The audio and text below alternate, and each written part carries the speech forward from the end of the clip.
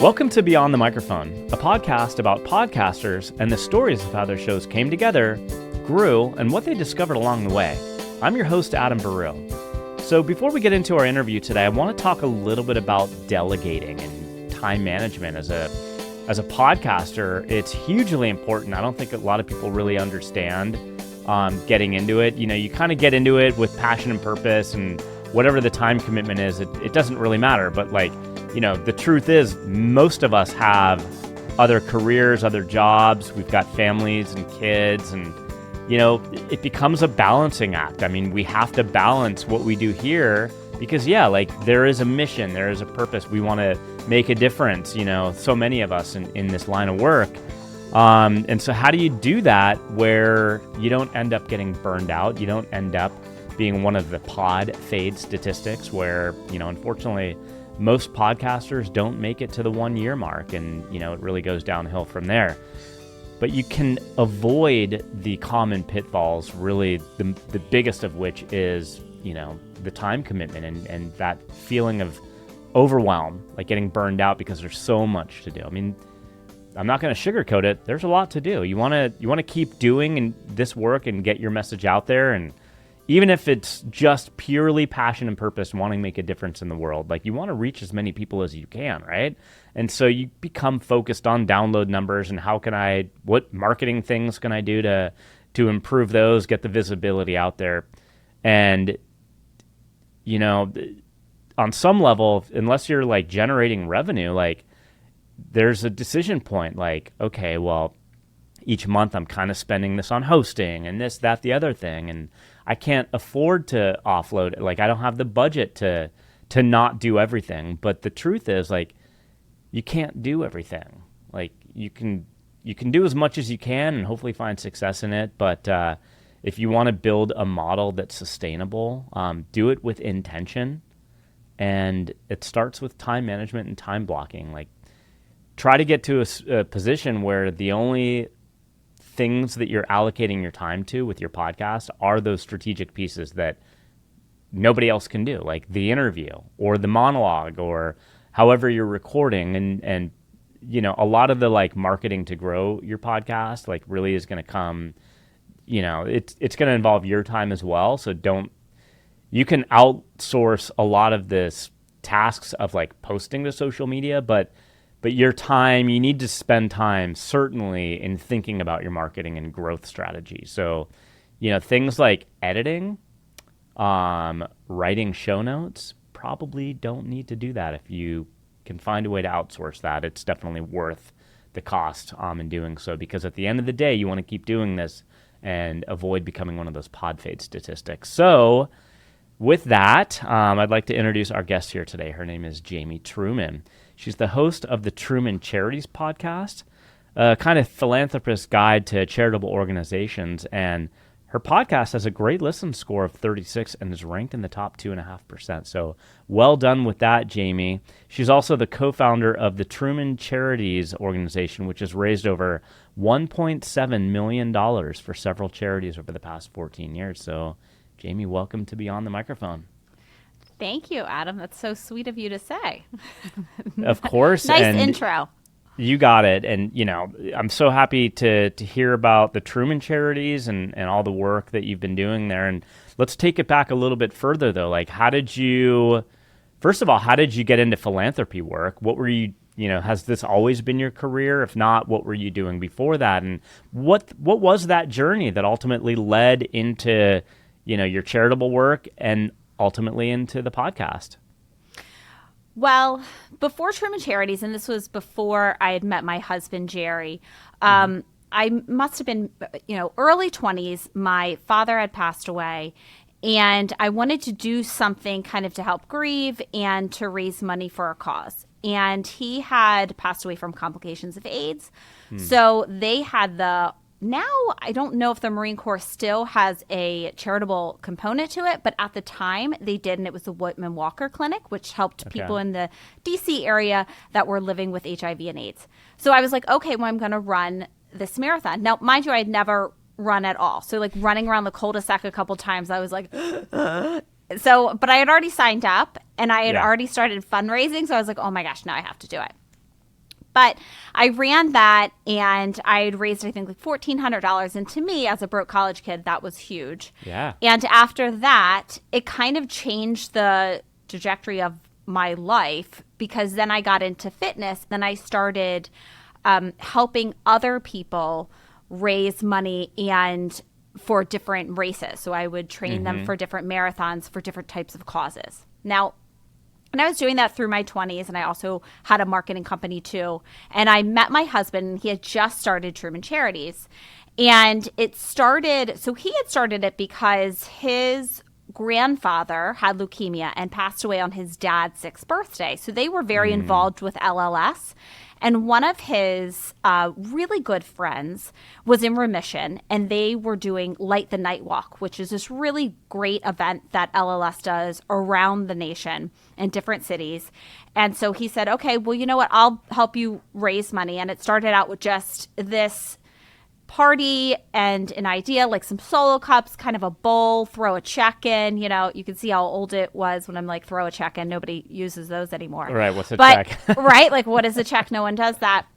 And he raised, you know, I think it was like $8,000 or something. He was like, you know what? This is great. Like, I'm going to continue to do this. So it started out very small, and it started out in our house, and it was just, and it got so big, and it became like a good problem that it got so big that then we had to move it out to a venue. And our last event that we did, which was back in May, we raised $117,000 for an organization called Strongest Hearts. And remind you, we're a 100% volunteer-based organization, so 100% of the money goes directly to the charity that we are helping. Okay, let's stay with that for a second. So what are the challenges with being a 100%, you know, all the donations go to the charities? Because, I mean, I imagine there are some costs there. How do you guys work through that? So it was interesting when we had first started. Jerry and I are very much in that kind of nonprofit, I guess, group, or we go to a lot of these different events. And so we went to this one event, and it was lovely, and it was down in DC. It was a beautiful hotel. It was the gala, and you get the dress and the this and the that. And, you know, my husband's in finance. He's a numbers guy. And so he's always kind of wondering, like, how much are they putting into this to how much are they getting out of it, right? So they had raised probably, I guess, like $120,000 or $140,000, something like that. And we're like, okay, well, how much actually is going to the charity after you pay for all of this stuff? And it was like $5,000. It was something so great. And so Jerry was like, okay, how do we do this on like kind of a, you know, a small budget, but raise enough money where we can cover the cost of the event? That's kind of our donation to the charity. We'll cover the cost of the event, but then we can still make it fun, but we can make it cost effective. So what we've been able to do, which I talk to a lot of people that are doing different events, a lot of people come up to us and ask us like, okay, well, how we just started a nonprofit, or even if it's not a nonprofit, but we're just trying to do different events, and how do we keep it cost effective? And one of the great things that you do is that you keep it at the same venue, right? So you have this great relationship with this venue. So we have a relationship with this place, Tommy Joe's.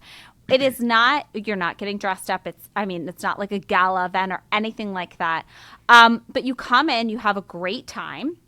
It's a great space, little indoor, outdoor space. But because we guarantee them that we're going to have 4 events per year, and we have this great relationship with them, and they know what we're doing, that they give us these great deals on, you know, we don't pay for the cost of the room, and you just pay for the food, and we get discounts on that and discounts on drinks. So when your work is, because at first what we thought, and our board members said, you know, why don't we kind of travel around to different places in Bethesda to give, you know, a lot of the local people business.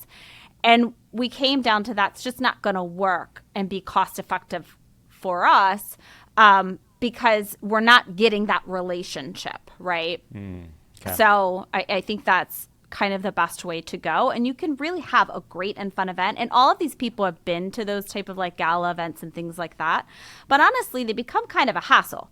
You know, you going, instead of giving the money to the charity, you're spending hundreds of dollars on a dress, then all of this, and it just becomes like, and then a tux and a this and a that, and all of this will be going straight to the charity, and you're having just as much fun, but you don't need all the bells and whistles.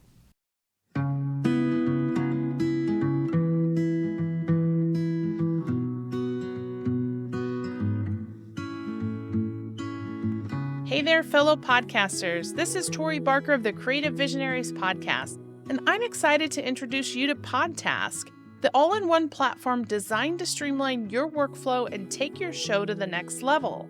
If you're tired of feeling overwhelmed by the tasks required to manage your podcast, then check out Podtask, where you can easily streamline your podcasting process and simplify your workflow. Say goodbye to the stress of managing multiple tasks and deadlines, and hello to a more efficient and productive podcasting experience. And it doesn't just stop there. Podtask also offers AI-based marketing tools that give your podcast a competitive edge. As a fellow podcaster, I know from experience how important it is to have a reliable and efficient tool like Podtask to keep you on track. It helps save me so much time in post-production, which allows me to focus on what really matters, creating great content for my listeners. So if you're ready to take your podcast to the next level, head over to podtask.com and sign up for a free forever plan and get started today.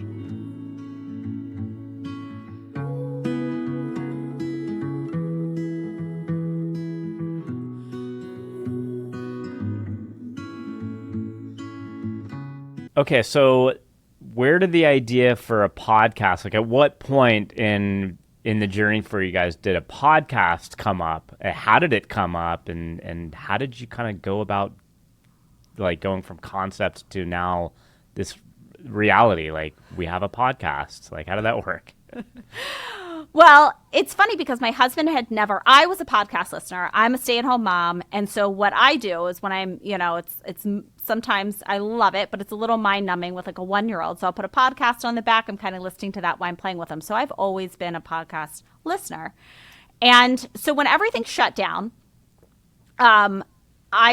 my husband was like, okay, well, what are we going to do? Because I'm not exactly sure when we're going to be able to have events again. We live in an area that was extremely strict with what they were doing. So we were really concerned about when we were going to be able to start back up. And so there was kind of a 2-factor into this. The first was that now these organizations that we were helping kind of market out to the community and for so many people to know what that organization is about. We're not going to be able to do that now. So how are we going to be able to continue for people to learn about different organizations within the area? And we also do national ones that help, like Building Homes for Heroes. They're based in Connecticut, but they build homes for wounded vets all over the U.S. And so we're like, okay, so how are we going to continue to help these organizations without having an event first? And then second, we also knew that there was going to be a really negative impact about there's going to be a lot of lockdowns and there's going to be some negative impacts that are throughout the community that are going to be happening that a lot of people aren't going to know about, right? So I've for instance, I interviewed Empower for Her Network, which is a wonderful organization that helps women that have been sex trafficked. And the increase was 125% on Facebook just when the lockdown happened, because now you have all of these children on the internet, and people needed to know about these things happening. Plus, there was an increase in suicide and depression and all of these things that people were unaware of that a lot of these organizations were dealing with, but needed to get the message out. But how were they going to? So I went to my husband and I said, it's kind of like a 2-part thing. We still want to continue to help, these organizations. And also people need to know what these organizations are going through now and what's happening with people right now because of what's going on, if that makes sense. And so I went to my husband. I said, well, why don't I start a podcast? And he said, what is that? I was like, go on your Apple phone and go on this little app and take a look. And so I had him listen to a couple, and he said, I think that's a great idea. And that was the first component to really having our organization become more efficient. Because when we started to do the podcast, I said, okay. And at this point, we didn't have board members. And I said, if I'm going to do the podcast, I will do the podcast and I will do social media and for our organization. So why don't we sit here and we find some really great board members that can do specific things for our organization to make this run like a business. Yep. So everything is way more time efficient. And so that's kind of how that worked. We started the podcast. It was on a whim. And I'm sure that you know this too. In the very beginning, I made a million mistakes. My first Totally person, normal, yeah. Oh my gosh. First person I interviewed, I don't know about you. First person I interviewed, this was, thank goodness, I said, there's one of my husband's very good friends, has a wonderful organization that helps kids that are on the free and reduced lunch program. So I called him and I said, can I interview you first? And I was like, I know I'm going to mess up. Halfway through the interview, I realized it wasn't recording. I was dying. I was like, oh my gosh. I was so embarrassed. But, thankfully, because he's so nice, and I told him he was kind of my guinea pig. And the funny thing is that you keep things that you think are so significant, and I was so embarrassed. And I interviewed him a year and a half later because we were having an event for him. And I brought that up, and he was like, oh, I don't even remember. Did that even happen? Yeah. Isn't that crazy? That's so funny that you said that. And, I think getting into it for a lot of people, because most of us are, don't have backgrounds like in broadcast or interviews and that sort of thing. And I think it's a common thing to kind of overthink it. And it's a big thing. I mean, there's a lot of emotional courage that is kind of wrapped up with not only just starting a podcast, but doing really anything new. And it's like you come across your first mistake and that's the moment. It's like, what do you do in that moment? Do you fold up or do you persist and go on and learn from it? Because I don't know, for me, I definitely was one of those people when I first launched my first podcast. I think there was a little bit of a chasing perfection. And I mean, I'll be transparent. I think part of that came from a little bit of some imposter syndrome. I felt just how am I going to be a podcaster? I had never done anything like that before. So, it was my security blanket, with trying to achieve this notion of perfection, really kind of over prepare versus, I did get burned out from that podcast. I loved that podcast. Don't get me wrong, but there was such a time commitment involved in it that, I run 2 other companies. It's at the end of the day, I had to make a decision, But when I set out with this podcast, definitely I thought about that. It was an intentional thing, this chasing perfection notion. What do I want? I kind of there's a lot of intention with how this podcast has been structured in terms of my time commitment that's going to be involved. I mean, that was probably the biggest factor is how can I do this in a very scalable way where it's not a huge time commitment, but I'm getting the content that I want to create. And what I kind of found was as authentic and real as I could allow it to be, that's what I'm after. So you talk about, the moment where you're oh my God, this is not recording. What do I do? I'm sure it was crisis level sweating. number 10 there. How do I salvage this? But I love that you just kind of, you made it a moment. Yeah, your guest didn't even really remember that at the end of the day. So let's kind of let's stay on that topic a little bit. So then you obviously kept going. What do you think it was about you that, kind of told you okay, that's a learning experience. Let's keep moving forward and just keep taking this where I want it to go because, I want to have a podcast. What was that kind of journey for you in that early part? Well, and from the beginning, I guess it came to the fact that I had sold this idea, right, to my husband first off, and then he was on board, and then I went to we had created the board members, and we had now structured our organization where, well, Jamie's going to do this, and then we had told all of these other organizations that we've worked with or then are going to work with that I was going to be interviewing them, and that we're going to be doing a podcast and helping them market their organizations. And so I just had to, but there were a few things that I realized when I first started because I got really overwhelmed too when I first started my podcast. I had no idea that it was as time consuming. Okay, Bubba, go. my son. See, exactly that. Like, it's real. Like, I'm not even going to edit that out. Like, it's real life. I know. So, all right.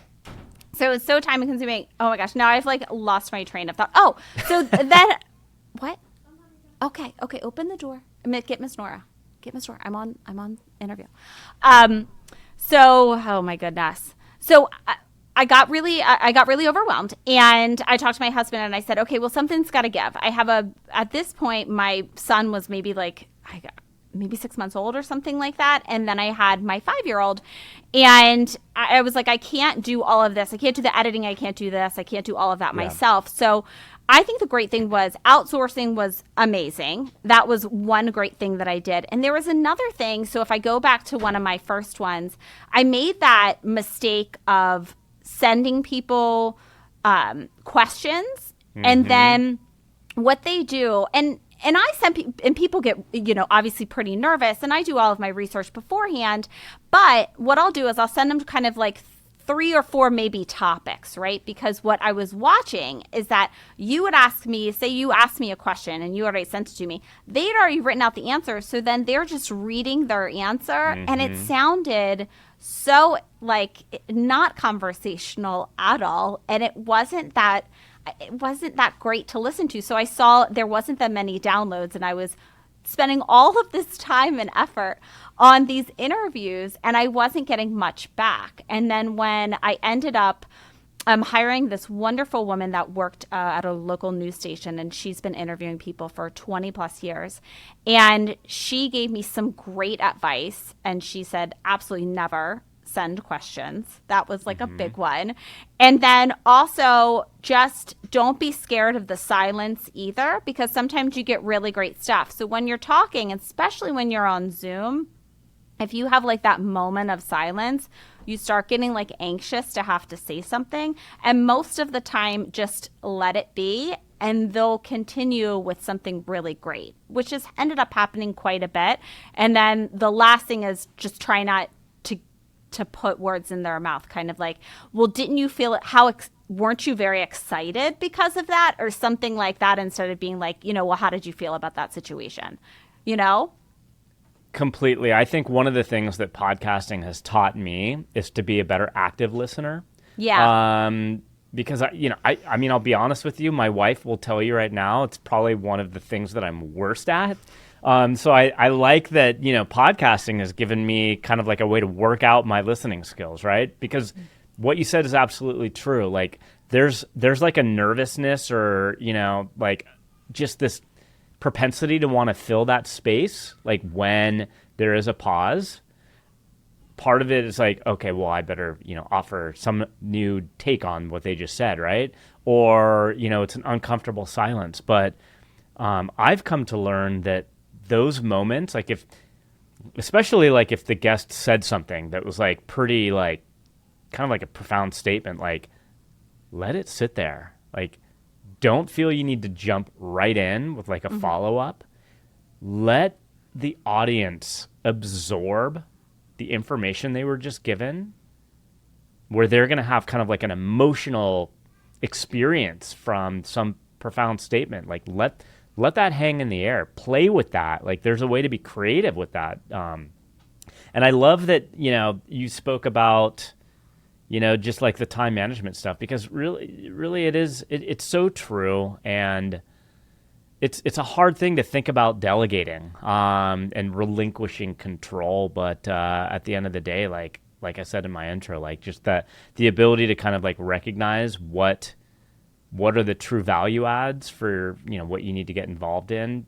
Because I personally think the number one thing that podcasters should work to avoid is that kind of overwhelmed feeling, because it's something that is out there. And I feel like the majority of people are going to run into that. So didn't they say that something like most podcasts only last like 5 or 6 episodes? Because I don't think people understand how much is involved. But I do think that if you're smart, what you'll do is you'll realize what you're good at and what you're not good at.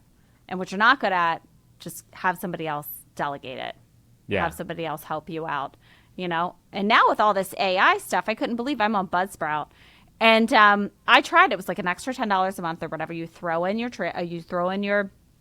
your transcript, and then they come up with great title recommendations, and their actual show notes aren't so bad. I was impressed. I tried it last week for the first time, and I was like, well, let me just give this a try. And I was like, oh my gosh, it's really helpful. You're talking about Buzzsprout. I think they call it the co-host. AI or something like that. AI co-host.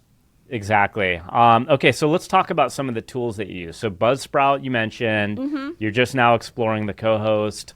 What platform do you record on? You record on Zoom or? I do. But I'm actually looking for a new platform because for some reason they don't do the two video. They'll do two audio outputs, but they won't do two video outputs. So for, the reels that you want to do, I want to be able to have a little bit more, what's it called? I want to have more options on what I can and can use. So then if you have both videos, and that's a little bit more options of like cutting. I don't do that, but I want to send that to the production company that I use for them to have more options because that's what they would like. So I would looking to move, but I'm going back and forth of where. Okay, so you mentioned a production company. So do you just simply show up, do the interview, and then they kind of go in, they'll download the files and kind of package everything together and kind of give you the finished product, or what do they do for you?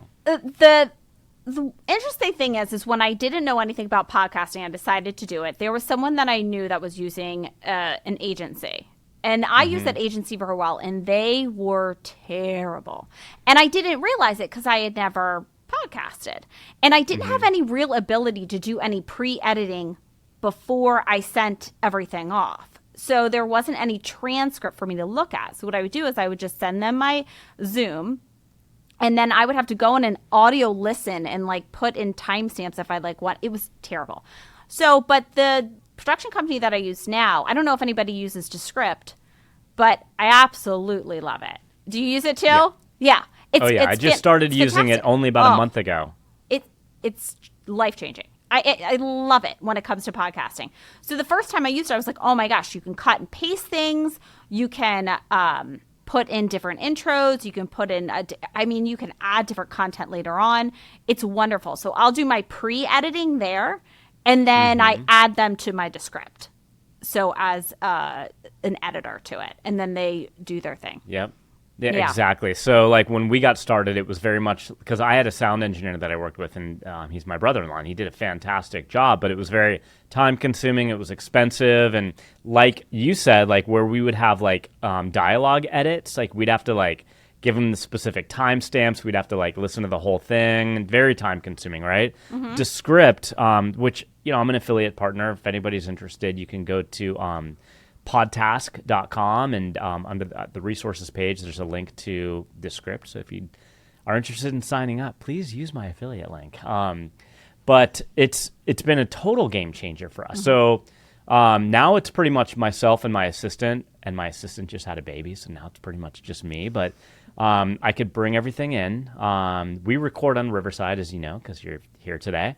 And so it does separate the video and the audio files. And so I drag those into Descript. It generates the transcript. I can easily edit things in and out of the transcript. It uses AI to find filler words or ums and ahs. I like to keep as much of those in, to be honest, as I can, because again, going after that natural, authentic feel versus the chasing perfection idea.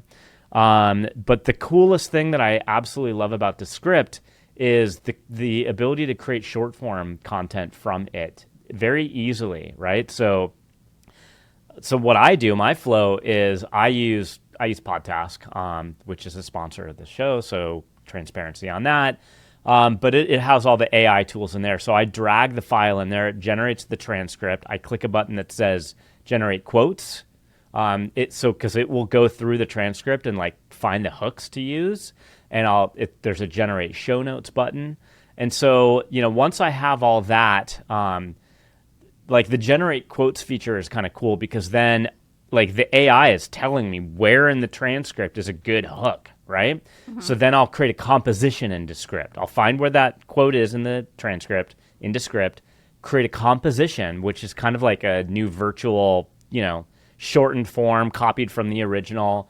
And then there's different templates in Descript that you can tweak to your heart's content, but it gives you the out-of-the-box audiogram, the TikTok, long kind of portrait format. And so, you can create like a TikTok reel in a matter of 10 minutes versus we weren't even doing it before because I think I was already very overwhelmed with time allocation anyway. But now, so huge advocate for Descript. I'm happy to hear that you're using it. So, couple other questions here. What, just in your journey, and I think, because looking at your podcast, it looks like you do bi-weekly, so every 2 weeks you're recording. And is everything guest-based? Like, do you ever do like solo monologue type episodes? The only time, and I just started doing this probably this year, I just started doing this. And that's because I would get a lot of DMs with a lot of questions. So typically what I do is I do a bi-weekly podcast. At first I was doing weekly, and then I realized stay-at-home mom with 2 little kids, bi-weekly is going to be working out better because it isn't short monologues. It is a longer guest interview, which I do have to do a lot of research on when I'm interviewing these individuals for their organizations. So it's very, again, that is very time consuming. All right, what was your question again? The episode frequency, how you're recording monologue versus guest. Oh, that's it. And so what ended up happening was that I was getting all of these DMs throughout the year asking me a lot of questions. For instance, like I was saying about where should we host, right? And a lot of people were asking that. And then, how can we make this cost effective? And how can we get auction items? And what's the best way? And all of these type of questions. And instead of answering people because I don't have the time to make it more efficient, I'll take those questions, and after each of our big events, I do a recap of our events, and then I answer questions that people have sent me through DMs. Okay. Which is actually, it's really fun because I never do monologue type episodes, so it is kind of fun to do those. Yeah, in fact, I was having a conversation earlier this morning with a new podcast I'm about to produce and asking her, the host, and I'm glad you brought this up because this is, I think, something for people to think about as well. Like when you have a podcast and it's like almost completely guest interview based, it's hard for the host, like I guess the value of what the host brings to kind of come through because really the episodes are all about the guest and they're doing most of the talking. So what are some strategies for you, like Jamie, to get your kind of unique spin on podcasting or charity work and that sort of thing? Like how can we allocate time for Jamie to come through? And so there's different tools that you can do that. Like narration is a good tool. Answering DMs or like answering questions that have been sent in that you do, that's a fantastic way. I love that you're doing that. Or doing the monologue episode. So I think I like when I hear podcast hosts also making sure that they're allocating time for their own kind of like to have their own kind of angle on things or their own thoughts about this or that, like, giving the time for that because I think that's important. Like I said, sometimes if you're entirely guest-based, it's, it really is all about the guest. So let them be the star. Mm-hmm. But, thinking about those ways that you can also kind of inject your spin on life, because I think that's important as a podcast host, right? And that's a unique thing that you have that nobody else has is Jamie Truman's kind of, thoughts about this or that. So definitely important to do that as a podcaster.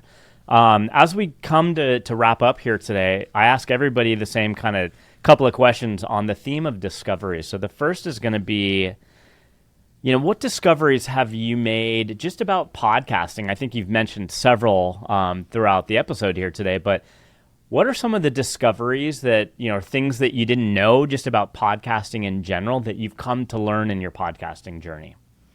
There's a lot of things that I had already previously mentioned, but one of the things when it comes to interviewing people, and especially how I'm interviewing different nonprofits, so I'm interviewing founders, and everybody has a very unique story, and I found it so fun. I found a lot more fun than I thought it was going to be to learn about people from all different kinds of backgrounds, of all different kinds of situations.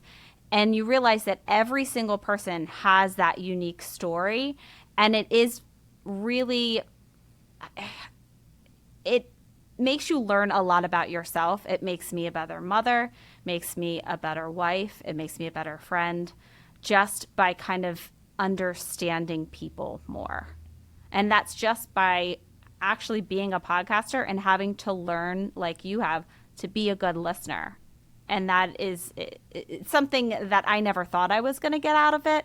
You know, my whole purpose was that I wanted to help market these organizations and help them as much as I could with marketing. And that's part of my background. So that was kind of made sense to me, but I didn't understand the effect it would have on me personally, learning about so many different individuals. I love that. All right, so you already segued into my second question, and so we'll see where we go with this one. But the final question is along the lines of discoveries. What personal discoveries have you made about yourself that you were surprised to learn through your podcasting experience?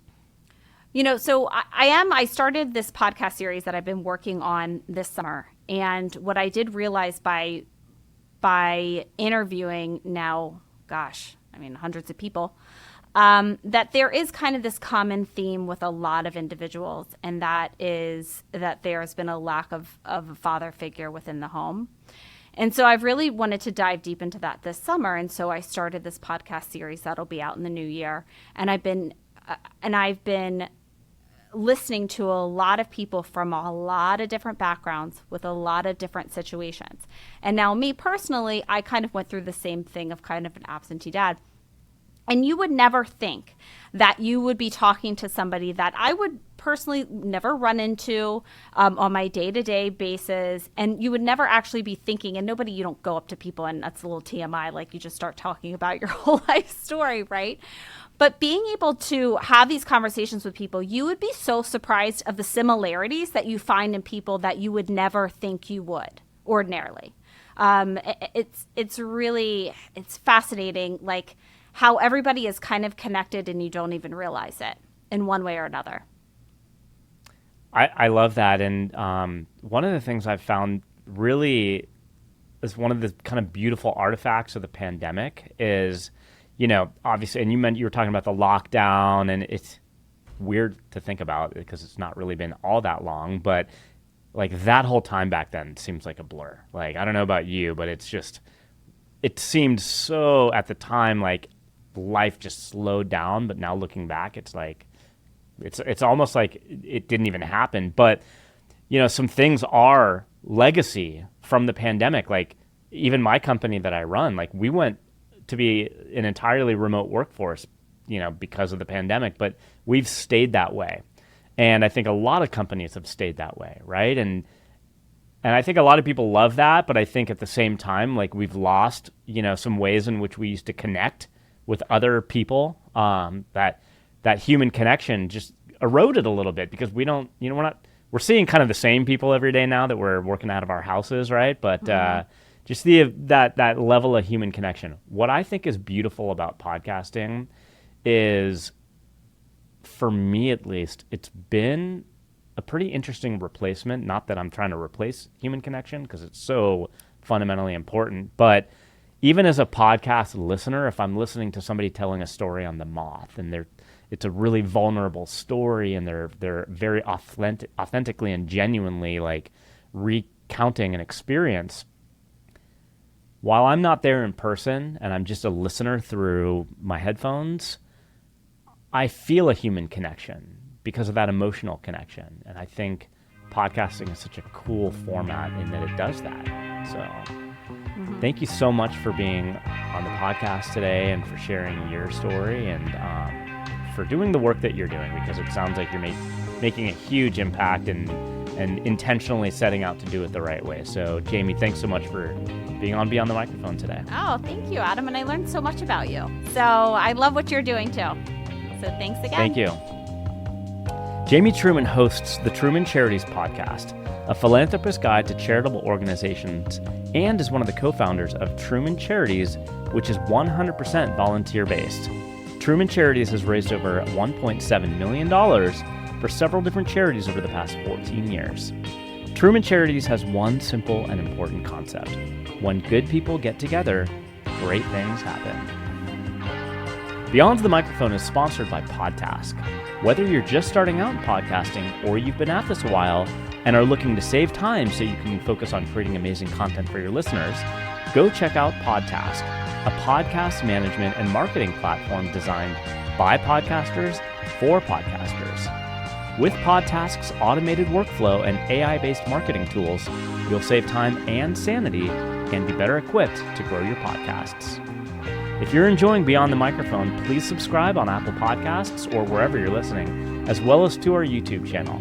You can find all of these links in our episode show notes. Thank you all for listening, and we'll see you next time on Beyond the Microphone. Beyond the Microphone is produced and distributed by EIQ Media Group, LLC. Elevate your emotional IQ with podcasts and content focused on entrepreneurship, overcoming adversity, stories of emotional courage, women's health, aging, and more.